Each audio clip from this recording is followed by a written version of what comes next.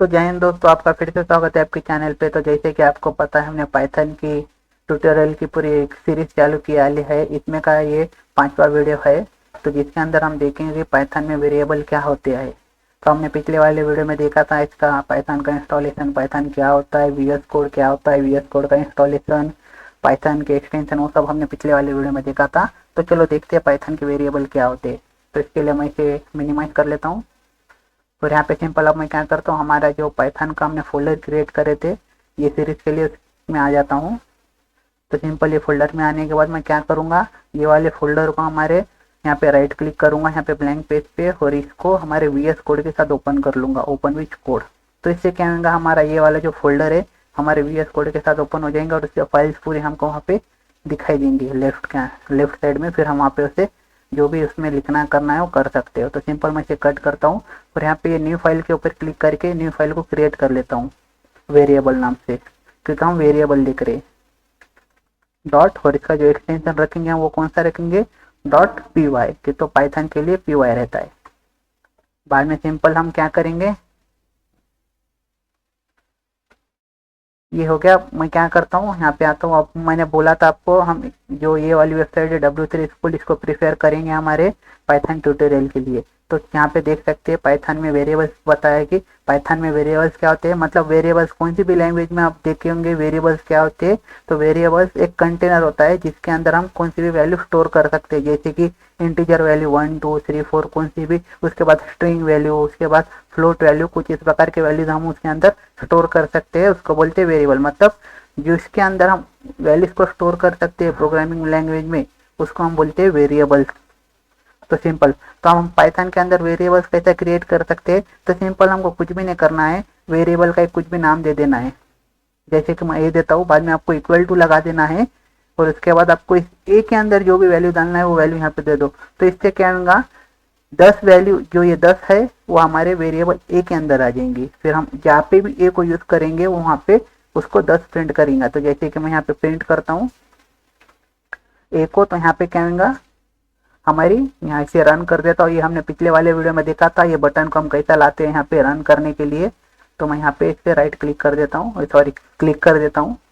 तो यहाँ पे हमारा प्रोग्राम रन हो गया है और ए की वैल्यू हमारे इसके अंदर प्रिंट हो गई। अब सपोज यहाँ पे ए के अंदर मैं डालता हूँ हेलो, कुछ इस प्रकार, और यहाँ पे ए को रन करूंगा तो क्या होगा, यहाँ पे रन कर दूंगा मैं इस पे क्लिक करके, तो यहाँ पे क्या होगा, ए की वैल्यू यहाँ पे हेलो प्रिंट हो जाएंगी।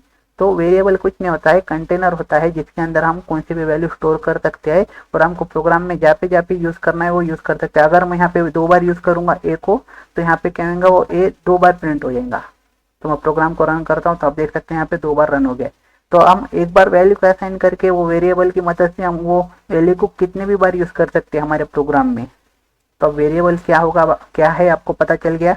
और जब हम इसके अंदर मतलब पाइथन के अंदर वेरिएबल क्रिएट करते हैं तो हमको यहाँ पे इंटीजर स्ट्रिंग वो कुछ देने की जरूरत नहीं है। अगर आपको जावा स्क्रिप्ट या फिर आपको सी प्लस प्लस के बारे में पता होगा तो वहाँ पे हमको डिक्लेयर करना पड़ता था कि मतलब हमारा जो वेरिएबल का टाइप है वो कौन सा रहेगा, इंटीजर स्ट्रिंग ये वो। लेकिन यहाँ पे ऐसा कुछ नहीं है, यहाँ पे पाइथन ऑटोमेटिकली डिटेक्ट कर लेता है। अब जब हम डबल कोट में कुछ लिखते हैं और वेरिएबल में उसको असाइन करते हैं तो पाइथन वहाँ पे समझ जाता है कि ये स्ट्रिंग है। और जब हम कुछ इस प्रकार लिखते ए इक्वल टू 12, तो पाइथन को समझ जाता है कि जो हमारी ये वैल्यू है वो डबल कोट में नहीं है, तो वो उसको क्या समझता है, इंटीजर समझता है। तो ये पाइथन ऑटोमेटिक वहाँ पे डिटेक्ट कर लेता है, इसलिए हमको यहाँ पे इंटीजर वो लिखने की जरूरत नहीं है। सिर्फ जो वैल्यू देना है आपको यहाँ पे वैल्यू दे दो और वहाँ पे वेरिएबल को क्रिएट कर दो। और यहाँ पे कुछ रूल्स है, आपको अगर पाइथन के अंदर वेरिएबल क्रिएट करना है तो यहाँ पे कुछ रूल्स है। आपको अल्फाबेट से स्टार्ट करना पड़ेगा। अगर आप यहाँ पे नंबर से स्टार्ट करेंगे आपके वेरिएबल का नाम, अब आपके वेरिएबल का नाम कुछ आप ये भी रख सकते हैं, जैसे कि मैं var इक्वल टू 10 कर देता हूँ, तो आप ऐसा रख सकते हैं। लेकिन जो आपका स्टार्टिंग चालू होंगे आपके वेरिएबल के नाम की, वो नंबर नहीं रहना चाहिए। जैसे कि मैं एक इस प्रकार करूंगा तो ये आप देख सकते हैं यहाँ पे हमको एरर दे रहा है। तो ये यहाँ पे रूल्स है कुछ, यहाँ पे देख सकते हैं वेरिएबल्स नेम यहाँ पे। तो variable name must start with letter और अंडरस्कोर। अब हम यहाँ पे एक की जगह ये कुछ इस प्रकार कर सकते हैं, फिर दूसरा कौन सा भी अल्फाबेट लगा सकते हैं। और हम यहाँ पे अंडरस्कोर यूज कर सकते हैं, अगर करना है तो सिर्फ अंडरस्कोर। अगर हम यहाँ पे दूसरा कुछ लगाएंगे एट द रेट वो तो एरर देगा, सिर्फ अंडरस्कोर और अल्फाबेट की मदद से हम स्टार्ट कर सकते हैं। हाँ, हम ऐसा कर सकते हैं हमारे वेरिएबल को, जैसे कि मैं कुछ यूँ कर देता हूँ VA10, तो हम ऐसा कर सकते हैं। लेकिन जो स्टार्टिंग रहेंगी वो हमारी एक तो अल्फाबेट रहना चाहिए, नहीं तो फिर हमारे वो क्या जो अंडरस्कोर रहता है हमारा वही रहना चाहिए। तो आपको ये समझ गया। और यहाँ पे एक बात ध्यान में रखो, यहाँ पे अब सपोज मैं यहाँ पे क्या करता हूँ, एज इक्वल टू 10 करता हूँ और यहाँ पे एज इक्वल टू 20 करता हूँ, तो यहाँ पे ये वाली एज का और ये वाली एज का मतलब दोनों अलग अलग है। मतलब यहाँ पे क्या है, हमारे जो पाइथन है वो केस सेंसिटिव है। मतलब जब हम छोटा बड़ा करके लिखते हैं कौन सा अल्फाबेट, तो उसका मतलब अलग अलग हो जाता है। मतलब हम यहाँ पे ए कैपिटल है तो ये अलग हो गया, यहाँ पे ए स्मॉल है तो ये एक अलग वेरिएबल हो गया और ये एक अलग वेरिएबल हो गया। आपको ये बात ध्यान में रखना है। तो मैं यहाँ पे प्रिंट करा के बताता हूँ आपको। तो यहाँ पे मैं एज को कर दूंगा और यहाँ पे नीचे करूंगा, तो यहाँ पे वैल्यू क्या आएंगी, दोनों की वैल्यू यहाँ पे प्रिंट हो जाएंगी कुछ इस प्रकार 10 और 20। और आपको लग रहा है कि ये ऐसा नहीं हो रहा है, तो आप सपोज मैं क्या करता हूँ, यहाँ पे ऊपर के जो वेरिएबल है उसकी वैल्यू को यहाँ पे मैं चेंज करना चाहता हूँ नीचे, तो मैं चेंज कर सकता हूँ। अब यहाँ पे वैल्यू कौन सी प्रिंट होंगी, यहाँ पे हमारी एज के अंदर 20 होंगे कि, तो हमने यहाँ पे क्या किया, पहले एज के अंदर 10 डाले, फिर एज के अंदर 20 डाले, तो क्या करेंगे जो ये वैल्यू रहेंगी हमारी 10 वो रिप्लेस हो जाएंगी। क्योंकि हम जो नीचे वाली लाइन पे लिखते हैं, मतलब ये इसके बाद जो भी हम कोड लिखते हैं वो वैल्यू उसको असाइन हो जाती है। जैसे कि मैं यहाँ पे रन करूंगा तो हमारे सामने यहाँ पे 20 प्रिंट होगा। ये तो यहाँ पे हमने क्या करे, एज की वैल्यू को यहाँ पे ओवरराइट कर दिया, मतलब उसके अंदर दूसरी वैल्यू असाइन कर दिया। तो हम ऐसा भी कर सकते हैं पाइथन के अंदर। और आपको एक बात ध्यान में रखना है, जब हम पाइथन में वेरिएबल क्रिएट करते हैं तो यहाँ पे जो ये वैल्यू है हमारे वेरिएबल की, जैसे कि 10 20, तो उसको मेमोरी अलोकेट होती है, ना कि वेरिएबल को। आप दूसरे लैंग्वेज जब यूज करते हो तो वहाँ पे जो वेरिएबल का नाम रहता है उसको मेमोरी अलोकेट होती है, लेकिन जब हम पाइथन यूज करते हैं तो जो वैल्यू रहती है उसको मेमोरी अलोकेट होती है। जैसे कि मैं आपको बताता हूँ, अब हमारे पास एक मेथड है पाइथन के अंदर आईडी बोल के, जैसे मैं आईडी डालूंगा और यहाँ पे 10 करूंगा, तो यहाँ पे आप देखना इसे मैं रन करूंगा तो हमको यहाँ पे एक मतलब यहाँ पे हमको एक मेमोरी लोकेशन मिल गया ये वाला। और मैं क्या करता हूँ, यहाँ पे सिंपल एक दूसरा वेरिएबल बनाता हूँ, उसकी भी वैल्यू क्या करता हूँ, मैं 10 ही डालता हूँ, जैसे कि b इक्वल टू 10। और मैं ये दोनों को क्या करता हूँ, यहाँ वेरिएबल की मदद से इसकी वैल्यू जो मेमोरी लोकेशन है वो एक्सेस करने की कोशिश करता हूँ। तो यहाँ पे आप देखना हमको एक जैसा मेमोरी लोकेशन मिलेगा। कि तो यहाँ पे मैंने क्या बोला है, जो वैल्यू रहती है उसको मेमोरी अलोकेट होती है, हमारे वेरिएबल को नहीं। तो यहाँ पे मैंने क्या किया, आईडी जो फंक्शन है हमारा, इसकी मदद से मैंने क्या किया, दोनों की जो लोकेशन है मतलब जो मेमोरी अलोकेट है वो चेक करने की कोशिश कर रहा हूँ। तो यहाँ पे क्या होगा, अब देखिए मैं रन करता हूँ तो आप देख सकते हैं यहाँ पे दोनों की यहाँ पे हमको सेम ही जो मेमोरी लोकेशन रहता है वो मिल गया है, यहाँ पे देख सकते हैं। और बाई चांस अगर मैं यहाँ पे इसे 20 कर दूंगा तो आपको यहाँ पे डिफरेंट मेमोरी लोकेशन मिलेंगी कुछ इस प्रकार, आप देख सकते हैं। ये 10 के लिए अलग है और 20 के लिए अलग है। तो आपको ये ध्यान में रखना है कि पाइथन के अंदर जो मेरी अलोकेट होती है वो वैल्यू के ऊपर अलोकेट होती है, ना कि वेरिएबल के नेम के ऊपर। तो ये हो गया। अब इसके बाद क्या है गया है, हाँ हम वेरिएबल अगर आपको ऐसा करना है, मतलब जैसे कि मैं क्या करता हूँ 1 B C करके इक्वल टू लेके यहाँ पे क्या करता हूँ 10 B 20 30 कुछ इस प्रकार करूंगा। तो यहाँ पे क्या हो जाएगा, ए के अंदर 10 आ जाएगा, बी के अंदर 20, सी के अंदर 30 आ जाएगा। तो हम यहाँ पे प्रिंट करके भी देख सकते हैं A B C, या फिर आप डिफरेंट अगर आपको सबको अलग अलग से करना है तो आप वैसा भी कर सकते हो। अब मैं इतना बेसिक क्यों बता रहा हूँ, क्योंकि आपको प्रॉपर समझ सके इसलिए। तो मैं इसे सेव करता हूँ और यहाँ पे रन करूंगा मैं, तो आप देख सकते हैं यहाँ पे हो गया। हम ऐसा भी कर सकते हैं, मतलब मल्टीपल वेरिएबल को हम एक ही लाइन में क्रिएट कर सकते हैं और उसको वैल्यू असाइन कर सकते हैं कुछ इस प्रकार। और क्या है यहाँ पे कुछ आउटपुट वेरिएबल, ये तो हमने देख लिया है। आउटपुट देखने के लिए ग्लोबल वेरिएबल, हाँ अगर आपको वेरिएबल ग्लोबल डिक्लेयर करना है, जैसे कि हम यहाँ पे हम आगे चल के फंक्शन देखेंगे, जब हम फंक्शन के लिए वेरिएबल क्रिएट करते हैं, मतलब फंक्शन के अंदर एक वेरिएबल क्रिएट करते हैं, तो वहाँ पे क्या होता है, यहाँ पे मैं आपको दिखा देता हूँ छोटा सा एग्जांपल। अभी फंक्शन आपको पता नहीं होगा, फिर भी एक ध्यान में रखो बस। मैं यहाँ पे करता हूँ एक फंक्शन को डिक्लेयर कर देता हूँ, यहाँ पे क्या करता हूँ शो नाम से बनाता हूँ। और इसके अंदर अभी मैं क्या करता हूँ, सिंपल एक वेरिएबल क्रिएट करता हूँ x इक्वल टू 10 और मैं इसको क्या करता हूँ यहाँ पे प्रिंट कर लेता हूँ यहाँ पे x।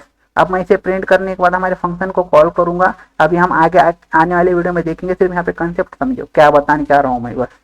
यहाँ पे क्या करता हूँ, मैं इसे रन कर देता हूँ हमारे फंक्शन को। तो यहाँ पे क्या होगा, हमारा ये वाला फंक्शन हमने क्रिएट करे, बाद में इसको यहाँ पे कॉल किया, तो ये फंक्शन के अंदर जो भी कोड रहेगा वो रन हो जाएगा। अभी मैं इसे रन करूंगा तो ये प्रॉपर रन हो जाएगा। आप देख सकते हैं 10 के अंदर x के अंदर हमने वैल्यू डाले थे, वो प्रिंट हो गई है। लेकिन अब मेरे को ये जो x है सिर्फ हमारे फंक्शन के हद तक ही यूज कर सकते हैं, लेकिन मेरे को ये वाले x को फंक्शन के बाहर यूज करना है कुछ इधर, तो मैं ये यूज कर सकता हूँ क्या? नहीं। ये हमको देख सकते हैं, ये एरर दे रहा है, मतलब वार्निंग दे रहा है कि हम ये यूज नहीं कर सकते। मैं इसे रन करूंगा तो आप देख सकते हैं यहाँ पे एरर आ रहा है। तो अगर हमको फंक्शन का वेरिएबल बाहर यूज करना है तो वहां पे हम एक ग्लोबल वेरिएबल क्रिएट कर सकते हैं पाइथन के अंदर। तो जब हम ग्लोबल वेरिएबल डिक्लेयर करेंगे उसको कुछ इस प्रकार, तो यहाँ एरर क्यों आ रहा है, एक मिनट।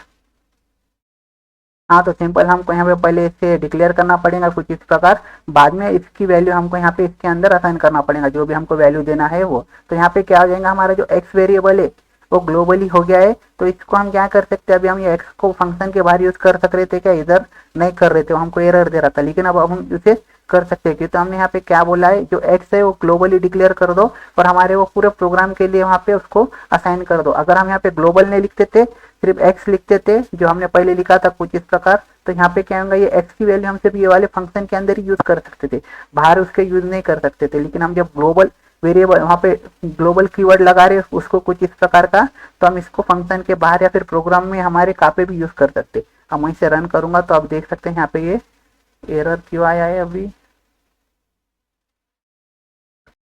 हाँ, तो ये एरर क्यों आ रहा था कि तो हमने फंक्शन को कॉल करने के पहले उसे एक्सेस करने की कोशिश कर रहे हैं, मतलब हम यहाँ एक्स को ये कर रहे हैं, मतलब यूज करने की कोशिश कर रहे हैं, लेकिन हमने फंक्शन को कॉल ही नहीं किया। जब फंक्शन कॉल ही नहीं होगा तो हमारा जो ये वाला वेरिएबल है वो डिक्लेयर ही नहीं होगा ना। इसके लिए हमको पहले क्या करना पड़ेगा, फंक्शन को कॉल करना पड़ेगा, फिर इसको यूज करना पड़ेगा। तो मैं यहाँ पे इसे कट करके नीचे यूज कर लेता हूँ। तो ये एरर आना भी जरूरी है जब हम प्रैक्टिस करते हैं, क्योंकि मैं आपको बता सकता हूँ ये एरर क्यों आ रहा है क्यों नहीं। तो ये बहुत अच्छी बात है। तो मैं अभी से रन करूंगा तो आप देख सकते हैं यहाँ पे दोनों तरफ यहाँ पे वहाँ पे जो वैल्यू थी हमारी एक्स की यहाँ पे रन हो रही है। और अब मैंने पहले जो दिखाया था कुछ इस प्रकार, अगर हम नीचे भी यूज करने की कोशिश करेंगे बिना ग्लोबल के तो ये ऐसे नहीं होगा। मैं वापस बता दे रहा हूँ आपको, बस आपको समझ में आए इसलिए।